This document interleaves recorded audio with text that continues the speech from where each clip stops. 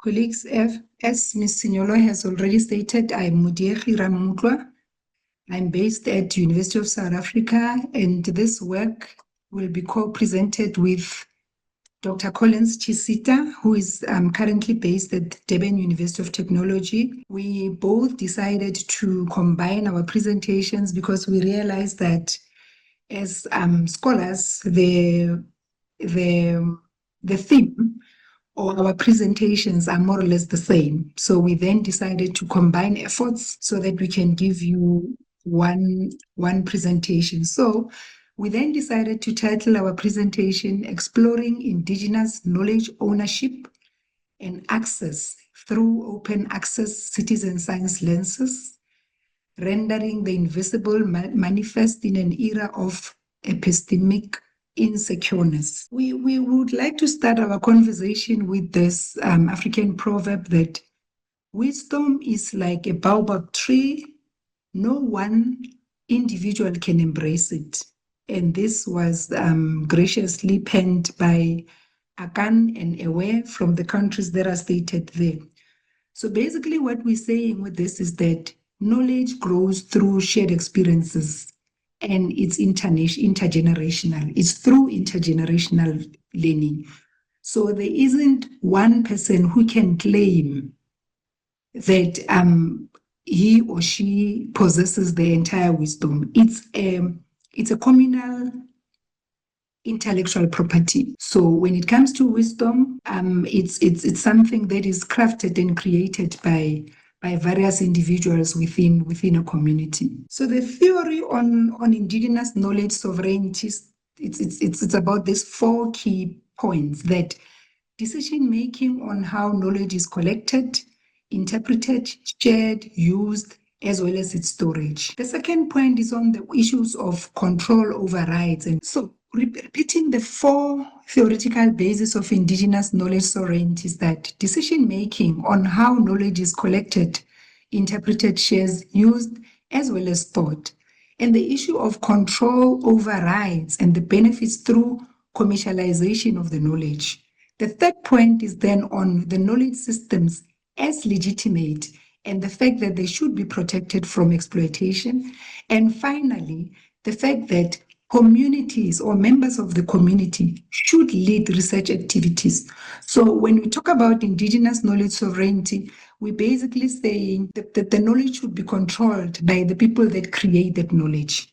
We should not have a situation where somebody from outside who was not part of putting a seed on the baobab tree, then being part of the commercializing of the knowledge. So we're saying knowledge should be at the hands of people, and people should then be at liberty to do what they can or as they please with that knowledge without any restrictions. Now, the foundations of indigenous knowledge sovereignty sits on the 6 elements. The first one is people, the language, knowledge, place, culture and practice, and dynamism. What are we saying about people? We're saying that the first inhabitants of a place are the ones that needs to enjoy indigenous knowledge sovereignty. And they are the ones, together with their descendants, who hold the knowledge. So if we were to talk about intellectual property, we can easily say the people or the first inhabitants in a place are the people who should enjoy intellectual property. What are we saying about language? We're saying indigenous knowledge is created through unique communication systems that are used within the people or the inhabitants that I just alluded to. And then on the issue of knowledge, we're saying the wisdom and understanding gained through experience and learning, that is the core of the production of indigenous knowledge. The place, this will be an ancestral land that connects people to knowledge. So your spirituality connects you to knowledge, or the place of your birth, your ancestral land, deeply connects you to the knowledge. And the culture and practice, we're saying the traditions and customs shapes identities and knowledge. So our cultural practices shapes who we are as a people and therefore guides the knowledge that we produce. And finally, dynamism, we're saying in the indigenous knowledge space, we need to be able to adapt as knowledge evolves over time. So now there is an international protection of indigenous people. And when we were doing research for this presentation, we found that the United Nations Declaration on the Rights of Indigenous People of 2007, it's sort of the overarching protocol that is available to manifest the protection of indigenous people and their rights. This is very concerning because it says to us there is a gap. There is a gap in the African continent, and we are sitting here in an open access week conversation talking about the very same issues of indigenous knowledge. It is therefore a challenge to all of us as scholars, as researchers, as librarians, as well as students, if we have students that have joined us, or even community members, if we have such, to then go back and check in our closets. Because we are sitting in these conversations, we're having discourses about indigenous knowledge issues. However, we don't have an African context protocol that can guide us. So the UN DRIP is basically saying indigenous people's right to practice and resurrect their cultural traditions and practices. Article 11, paragraph 2 then states that knowledge is required to institution for cultural, intellectual, religious, as well as spiritual property pillage. Article 31, sub 1 guarantees the right to preserve one's cultural heritage, traditional knowledge, traditional cultural expressions, the manifestation of one's science, technology, and culture, and finally, knowledge of plants, the animals, oral traditions, and the like. So my bone of contention here is, what point will we then refer to African-based protocols? There's nothing wrong with the protocol that I've presented here, but then we can't keep on referring back to what United Nations is saying. Yes, we are a global society and we are living in a global space. However, at some point, we need to come back and say, what do we have in our backyards? What can we refer to in our backyards? So continue with the conversation on the sovereignty. We're saying we can't talk about indigenous knowledge without talking about the actual output, which is data.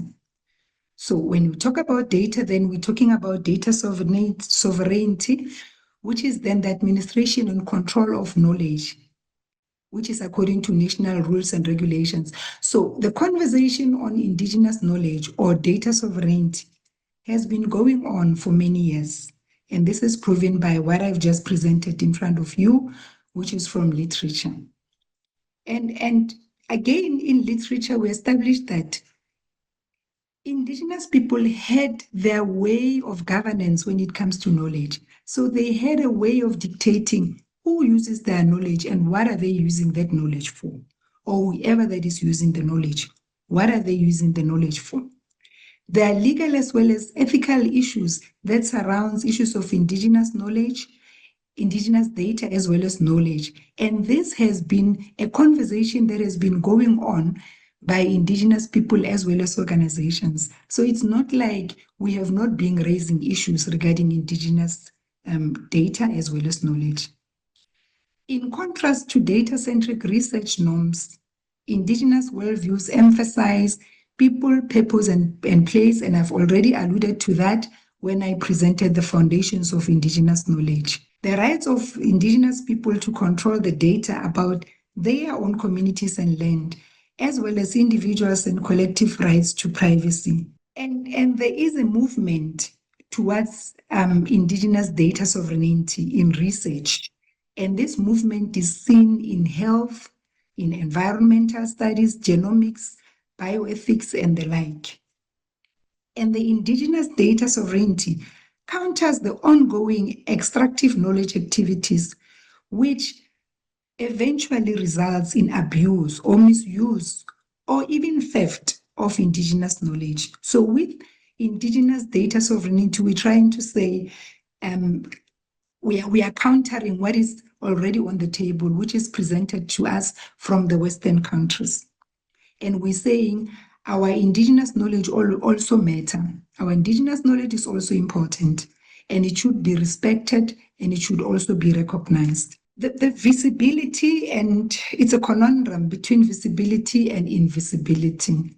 And these are the 8 points that we are raising with that. We're saying by ignoring Indigenous knowledge, many people are then excluded from social as well as political spaces. And this ignorance, it's done legitimately, and it's done purposively, and it's done intentionally. So, because people are ignorant to issues of Indigenous knowledge, then we find Indigenous people being marginalized.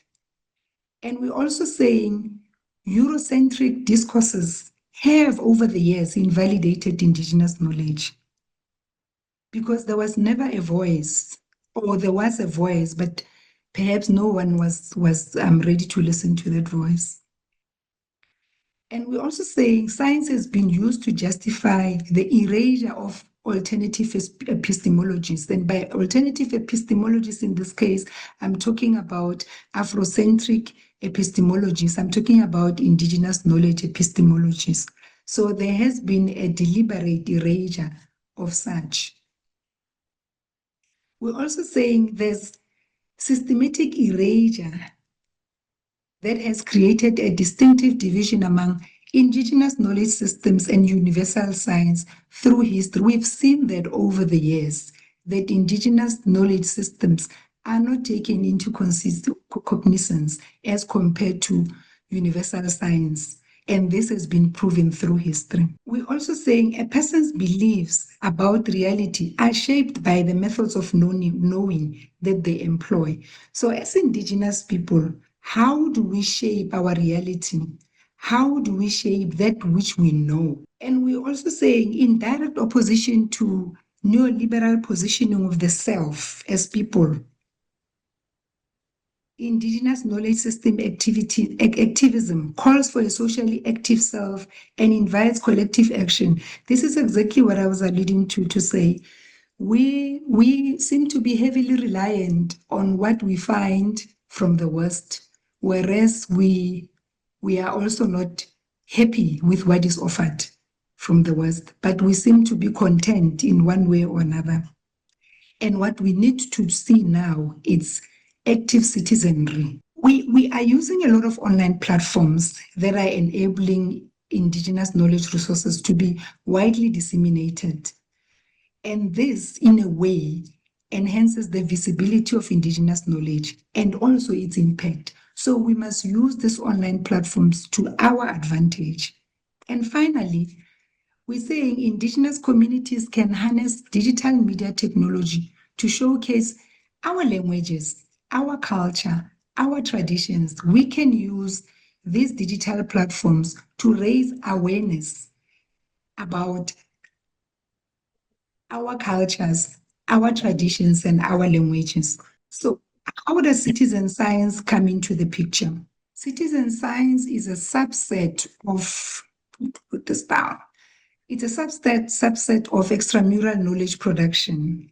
It is a science that involves people, and these people are untrained. It's a science that is practiced by ordinary members of society that are not necessarily connected to an accredited academic or research organizations.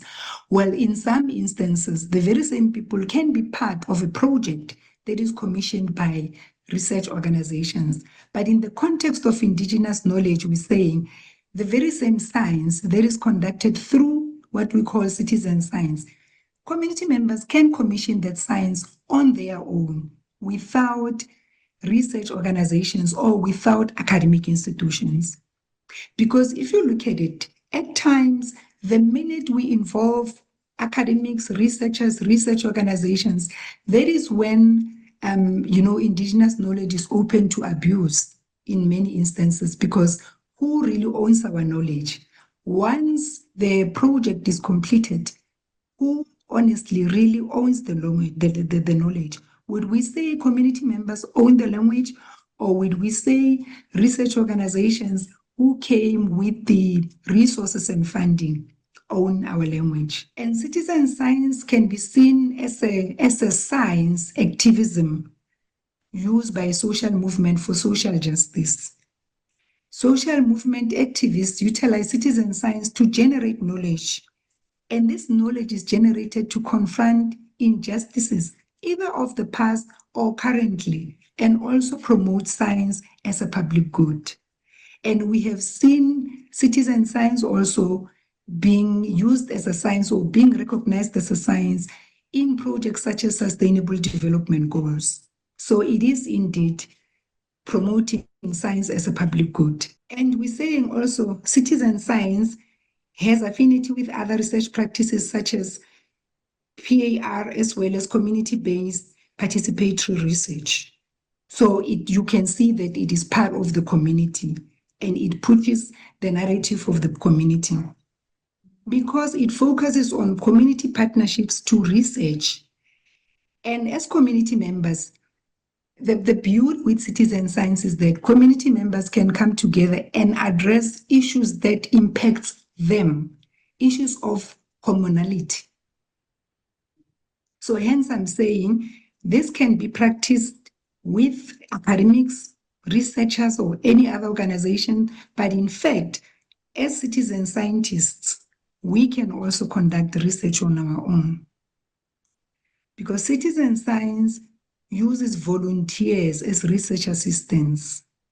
And you don't need to have a qualification when you engage yourself in citizen science projects because you volunteer because of the love of your community. You volunteer because of the love of your environment. You volunteer as well because you want social justice. And this I've already alluded to, that citizen science refers to public participation in scientific or technological policy or decision-making processes. So what are the key qualities of citizen science? Because this science is done by volunteers, there is data deluge. There is a lot of data that is produced from the citizen science projects. And we're also saying through citizen science, there's a growing awareness of environmental and scientific literacy. So we can use citizen science as an opportunity to educate people on science and how science can help them to solve their own problems.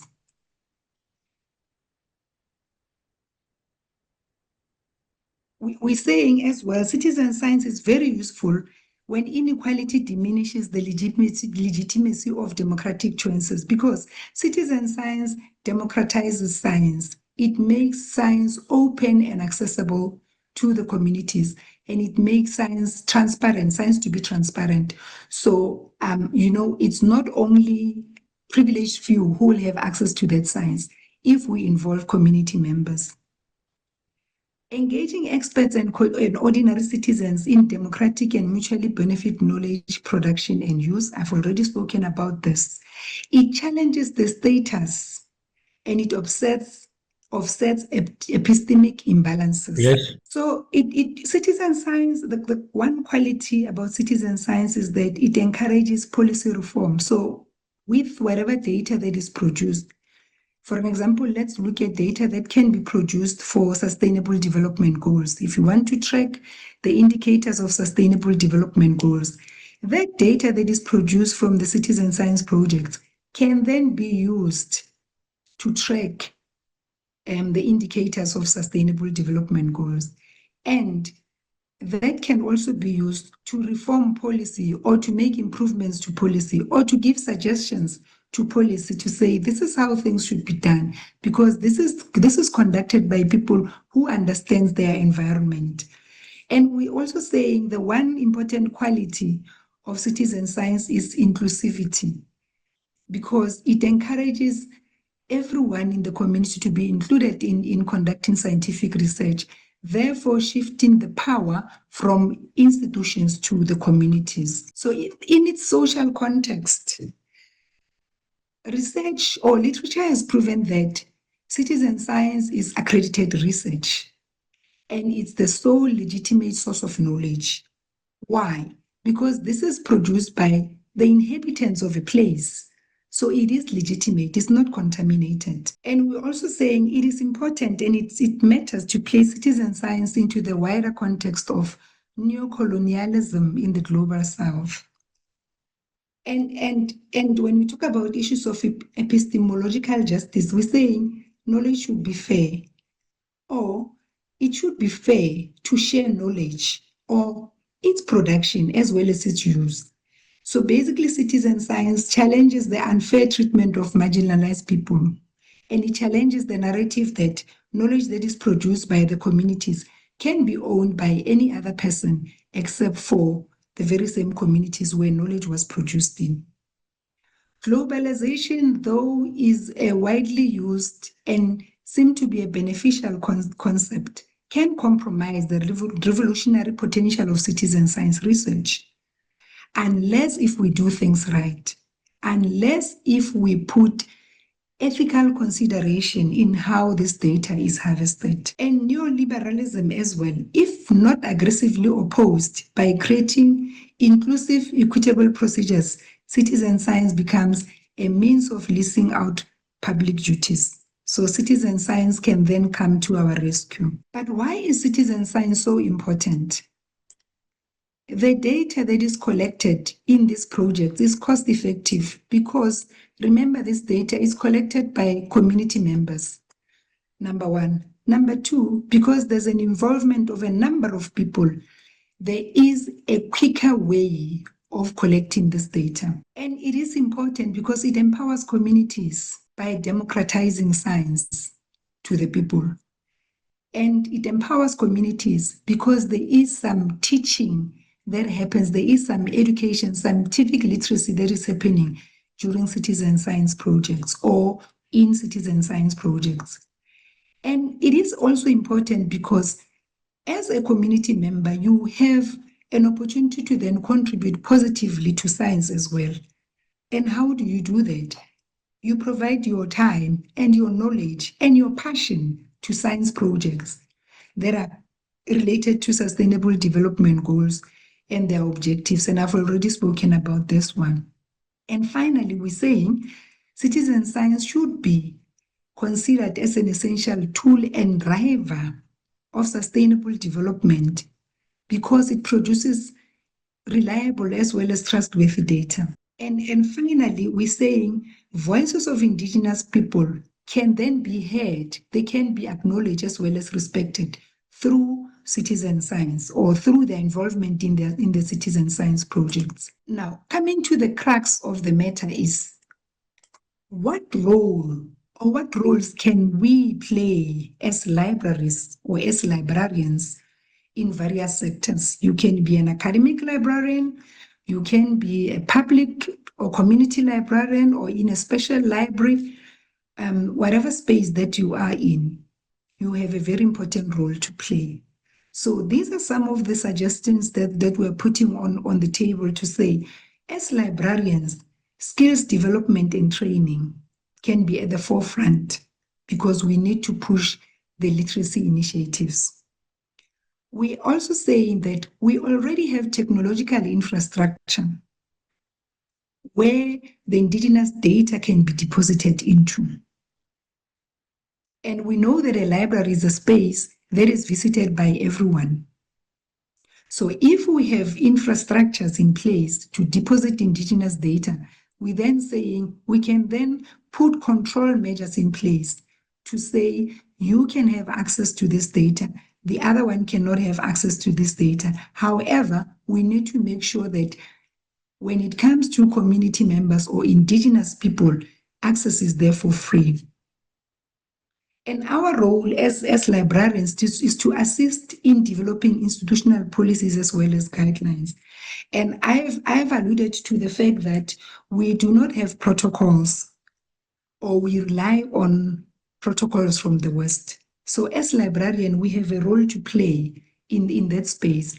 And if we narrow this down and bring it home, we're saying we can therefore develop institutional policies that can then assist to preserve and protect Indigenous knowledge. Because we stay within the communities, we can therefore collaborate with local organizations as well as communities to develop best practices on how Indigenous knowledge can be preserved as well as protected, or how it can be shared, even how it can be used and reused for future generations. Because remember, Indigenous knowledge is intergenerational. We can also assist in managing and access control of Indigenous knowledge, but then ensure that communities retain control of this knowledge. And finally, we can be the advocacy voice. We can market and provide advocacy services to ensure that the Indigenous knowledge is open and accessible to the communities it serves. And I will stop on that point and allow my colleague, Dr. Chisita, to continue with the second part of the presentation. Well, thank you so much, my sister Doc there. Greetings, everyone, from the southern part of Africa. We continue on with this, and as my sister Doc there said, we decided to just put everything together so that we do not duplicate effort.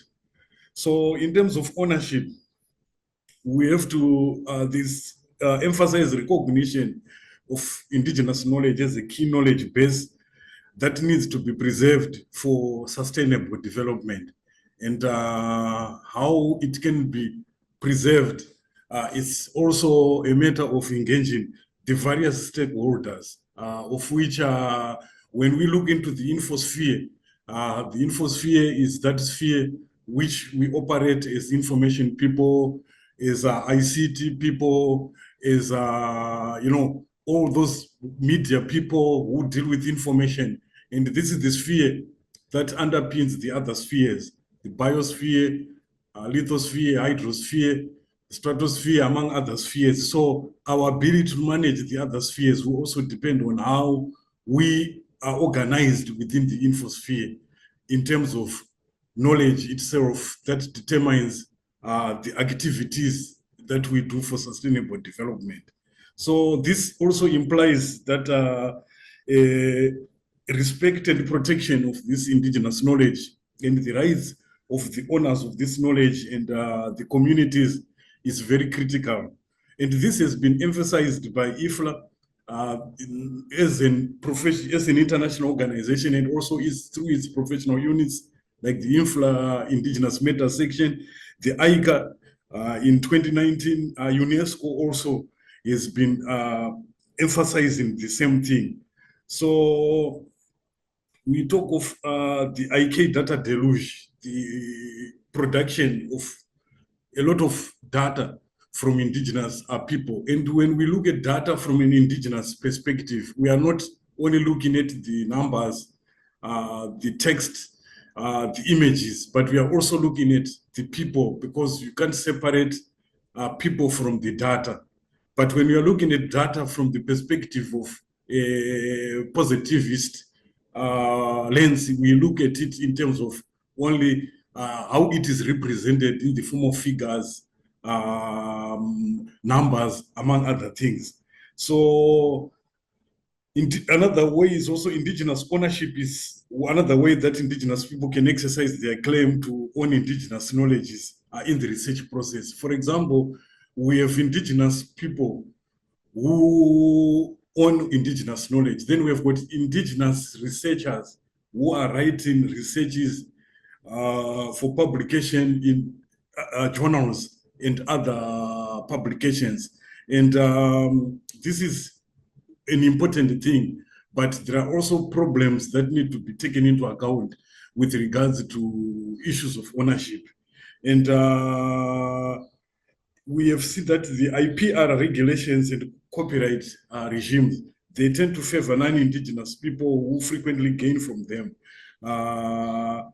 But the Indigenous people do not. Hence, earlier in my earlier conversations, I've talked about the researched to death, how we can transition from being researched to death to researching ourselves into life, longevity, and sustainability or sovereignty. So how do we offset the research colonialism and power imbalances, which are what we can call the asymmetrical imbalances?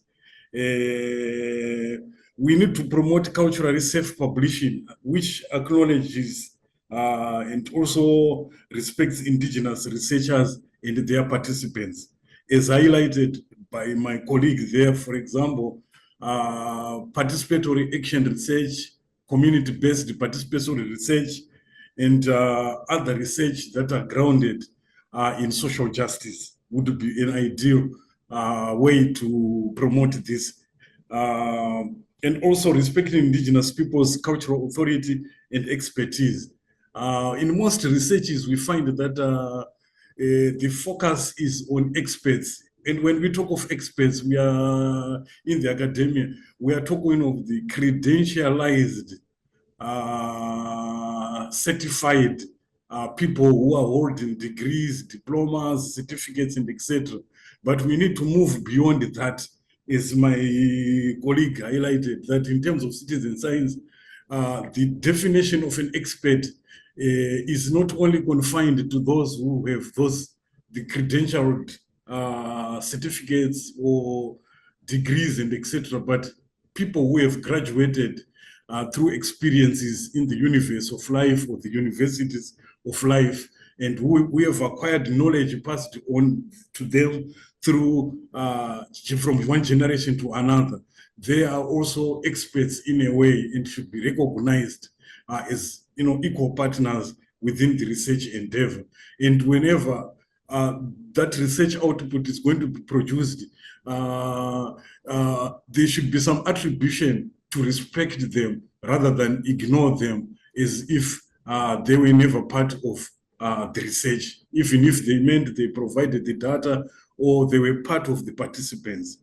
And we need also to amplify Indigenous people's voices in research publications and through community-based publications and supporting community-based publications, and also how to use respectable terminologies for Indigenous people and knowledge. Especially, this means that we have to question our knowledge management systems, our classification systems, our guides, and all those classification tools and our metadata standards, and see whether our terminologies afford respect, equal respect to those who own Indigenous knowledge, so that we dismantle these epistemic imbalances, as well as the asymmetries of power. Then we find that this has been highlighted, but I will just dwell on it in a brief, that citizen science is gaining traction because of its participatory nature, and also its ability to broaden the participation of the ordinary people in science and policy governance, and also its ability to leverage IKS in all aspects of human endeavor. And also its emphasis on benefits that should be accrued, especially to those who hold local knowledge, Indigenous knowledge, because by nature, Indigenous knowledge is not owned by individual. There's no individual ownership, but it falls under what we can call the sui generis model, where it's collectively owned. And so when we extract that knowledge, either through a partnership with Indigenous people, how do we benefit the source of that knowledge? So it means communities should be in control where knowledge is produced for easy access. So there should also be laws at the national and international, regional and international level that support what my earlier colleague highlighted on data, information and knowledge sovereignty of this knowledge. So we need to value Indigenous research methodologies, and philosophies.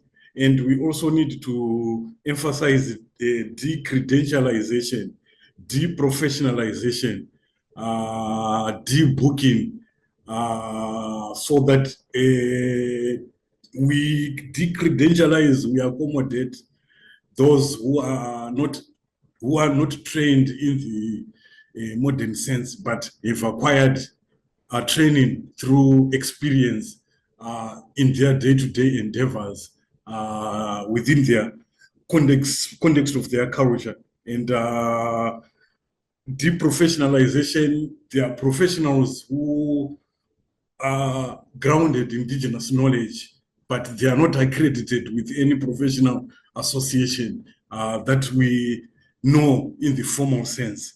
And debooking, Africa is reservoir or an oasis of the classical African knowledge system in the form of riddles, proverbs, the various arts of conversation, storytelling, puns, and etc. And how do we recognize those people with such knowledge as part of the knowledge that is necessary for sustainable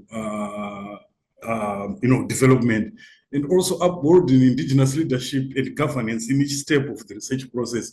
This will bring in the need for indigenous literacy, which is a model of literacy that can give us knowledge on how steps we need to take when we undertake and engage with indigenous people, and what protocols when we want to partake in their ceremonies, social functions, which are also a source of knowledge through lived experience. And that is respecting the indigenous protocols of communication. But these, we wouldn't find them in the other models, like maybe information literacy and other literacy forms. So we need a specific literacy that deals with indigenous people. And if the good thing is that in Africa, the definition of indigenous is quite broader as compared to other countries where the definition is also split into the First Nations, Second Nations, among others. The other issue that we have to deal with also is that of knowledge theft. This is linked to what we can call deterritorialization and reterritorialization of information, where a lot of, since 15th century, when the colonial era started, a lot of knowledge, artifacts and etc. were stolen and taken to the other, what we call the center or the global north. Now there are drives, initiatives at bringing those artifacts back, reterritorializing them to where they come from, their sources. So data collection, analysis, and findings is important in this. And we say that what we call data in research context is actual people's stories, life experiences, and knowledge. So this is theft has to do with the misappropriation, and many countries are now reclaiming back their artifacts, their regalia, their paraphernalia, back to their own museums as part of ownership, in enhancing ownership. We have seen even skeletons, other artifacts, specimens that had been taken long back, 16th, 17th century, being returned back as part of the reterritorialization of the intellectual indigenous capital of the indigenous people. So we can say that how we offset these epistemic imbalances, in the sense that it's like the voices that come from the global north are more visible, more seen, more heard, more significant than others, that are invisibilized, silenced, unheard, unseen. We have to look at what were the global asymmetric relations, which are manifested through unequal terms of trade at a global level, a dominance of the world market by industrialized countries, worldwide growing inequalities, the digital divide among them, production and ownership of knowledge, who owns what, and not only who owns what and who benefits from what knowledge, and the continued control of over and exploitation of natural resources. So the world of science and knowledge production displays similar characteristics of inequality, what is known as extraversion. Extraversion implies an extractivist mentality that has been persistent since the 15th century, when the Dutch East India Company, Portuguese East India Company, British East India Company, French East India Company began to descend on the global south in what was known in Portuguese as the viagem contra da costa, the voyages across the continent leading to merchant capitalism and becoming the foundation for the actual colonization of the global south and exploitation of its resources. So how do we change that extractivist mentality to a more reciprocal relationship, which is based on synergistic production of knowledge? Other aspects of also our world rankings of universities and how we become so obsessed with these rankings and the criterias that are used to rank these. Yet Africa has also had its own universities of Fez, Morocco, Ibadan, among others that existed prior to the dawn of colonialism. And also we find in our universities, there are policies that say you should publish in Western academic periodicals, which they say high impact journals. Who owns these journals? Who owns these publishing houses? Well, the people who own them are known because the global south has a deficit in terms of indigenous publishing outlets, and also the fact that indigenous research has not had an outlet that receives it, resulting in publications when compared to other forms of knowledge that are based on positivist philosophies.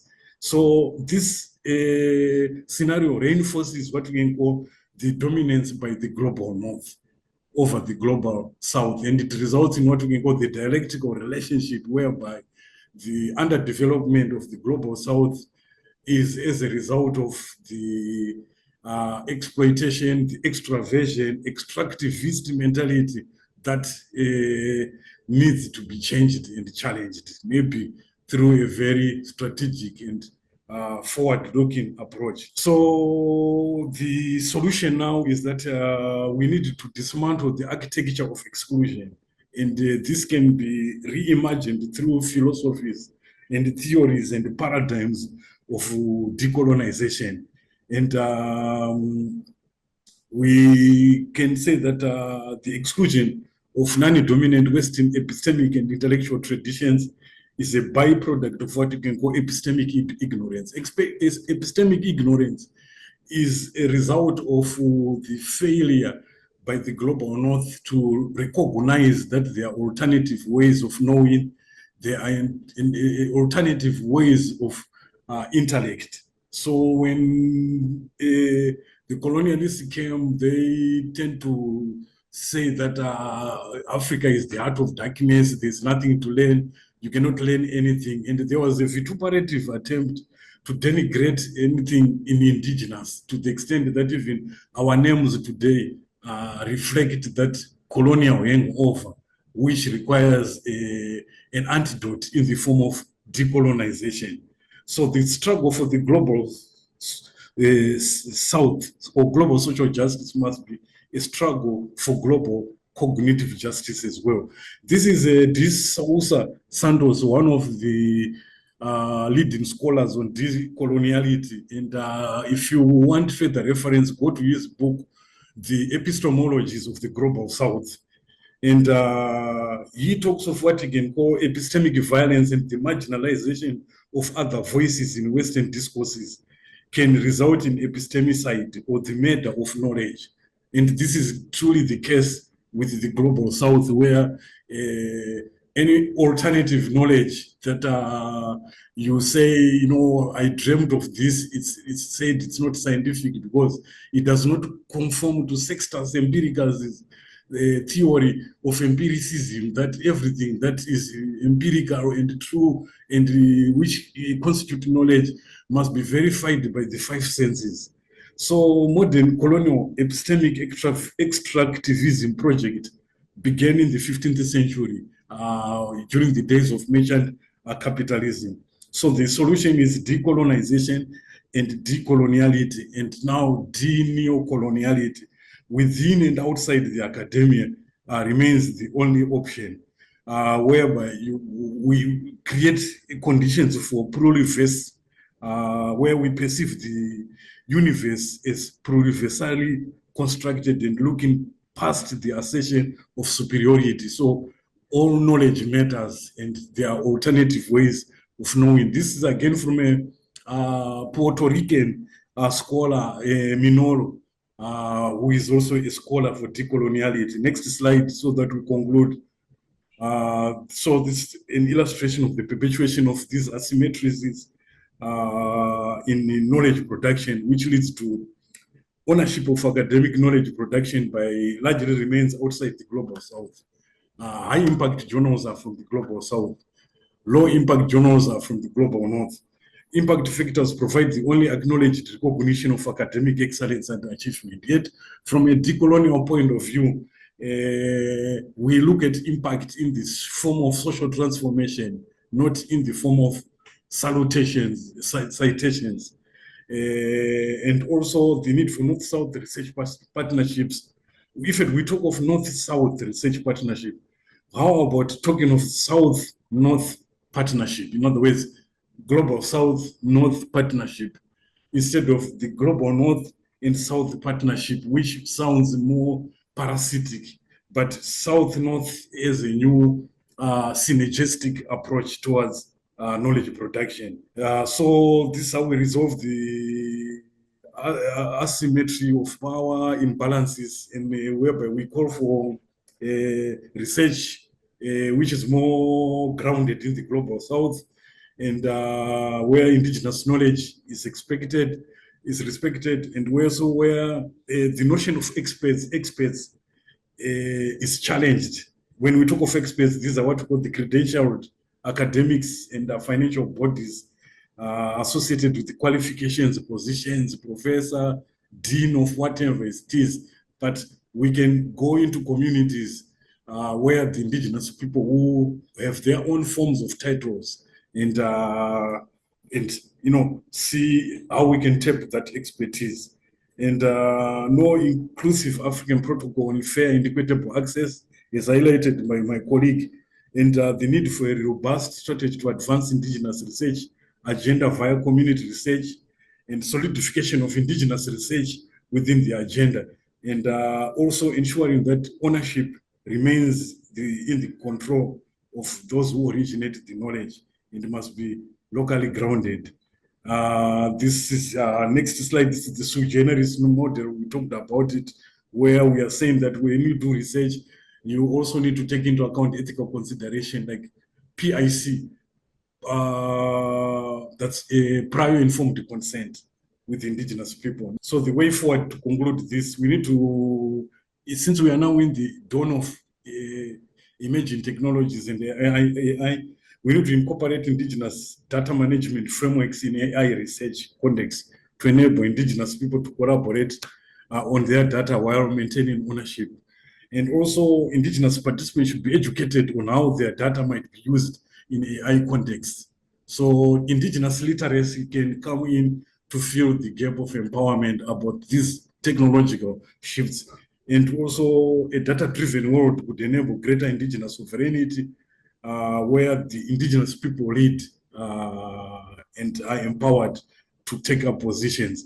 And also application of indigenous epistemologies and the protocols in AI research can also enhance indigenous knowledge, ownership, and control. And we also need to move away from AI as a sole technology or intelligence, and think of abundant intelligences as a counter to the scarcity-based artificial intelligence, which is extractive AI paradigms that are associated with what we can call data capitalism, data opolis, that are extravist in nature, in the sense that they mine and harvest the data without PIC, prior informed consent, and then sell these. For example, the GAFAM, GAFAM, that's Google, Apple, Facebook, Amazon, Microsoft have been